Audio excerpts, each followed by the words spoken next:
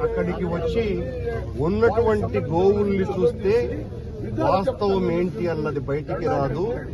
చనిపోయినటువంటి గోవులు భూమి లోపల ఉన్నాయి, వాటిని వెలికి తీస్తేనే వాస్తవాలు బయటికి వస్తాయి. మీ ఛాలెంజ్ ను స్వీకరించి నేను వస్తున్నాను అని చెప్పడం జరిగింది. నా ఛాలెంజ్ ను స్వీకరించినటువంటి ప్రభుత్వం నన్ను నిర్బంధించింది, నన్ను హౌస్ అరెస్ట్ చేసి నన్ను రోడ్డు మీదకి రానివ్వకుండా చేస్తుంది. అంటేనే అర్థమైపోయింది చాలా స్పష్టంగా వాళ్ళు ఓటమిని అంగీకరించినట్టు. మొట్టమొదటిదైతే నేను చేసినటువంటి ఆరోపణ నిజమని కూడా వాళ్ళు అంగీకరించినట్టయింది. నన్ను నిర్బంధించి మీరంతా కూడా వెళ్లి అక్కడ నన్ను బూతులు తిట్టడానికి, నన్ను జగన్మోహన్ రెడ్డి గారు మా నాయకుడిని బూతులు తిట్టడానికి మీరు ప్రెస్ మీట్లు పెడతారే తప్ప నిజాలు బయటికి వచ్చేటువంటి అవకాశం దాని ద్వారా ఏమాత్రము కూడా లేదు. అందులోనూ కూడా మీరు ఛాలెంజ్ విసిరారు.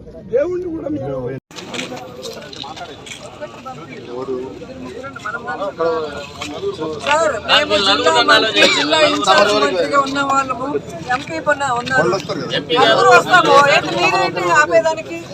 అంటే వాళ్ళు ఒకటే ఉండడం మొత్తం మందిని పెట్టుకొని ఉంటాడేమో.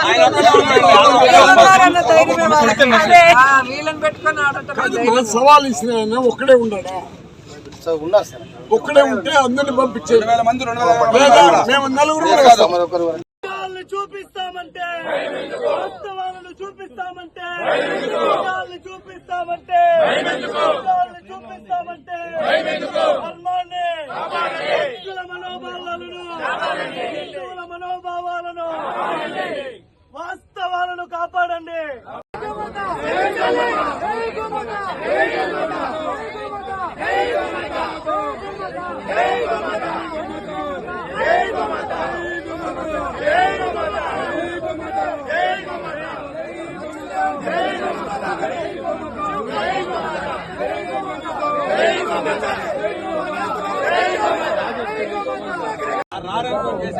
శ్రీనివాసరావు గారి నంబరు,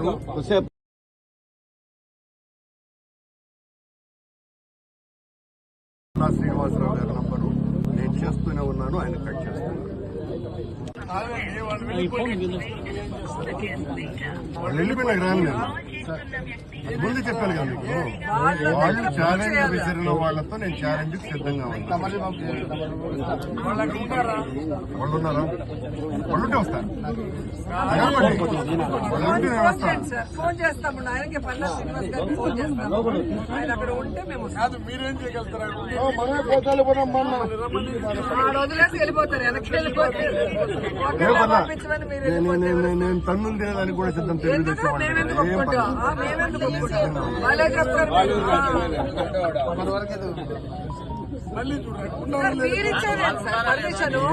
గోవులు చనిపోతున్నాయి, గోవుల్ని కాపాడాల్సిన బాధ్యత వాళ్ళకు ఉంది.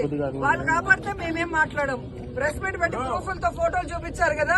దమ్ముంటారా, ధైర్యం ఉంటారా అని ఎవరు ట్వీట్ చేయమన్నారు? కాదు, ఎవరు చేయమన్నారు ట్వీట్ చేయకపోతే మనం ఎందుకు పోతాము? ఆయన ట్వీట్ చేయకపోతే మేము ఎందుకు వస్తాము? చెప్తావు నువ్వు చెప్తావా?